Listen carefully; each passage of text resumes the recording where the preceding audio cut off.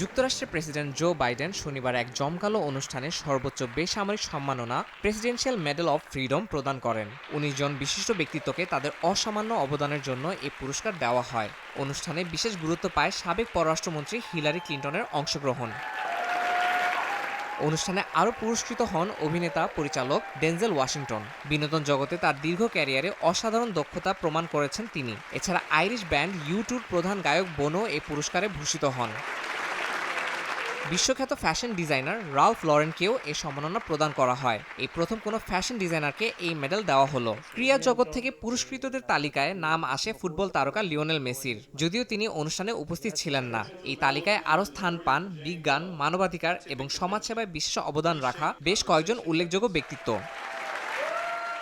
সমাপনী বক্তব্যে president Biden জানান, এই সম্মাননা শুধু পুরস্কৃত ব্যক্তিদের জন্য নয়, বরং তাদের কাজের মাধ্যমে যে মূল্যবোধ সৃষ্টি হয়েছে তা উদযাপনেরও একটি অংশ। ইয়াসিন মোহাম্মদ জিসান, সময় সংবাদ।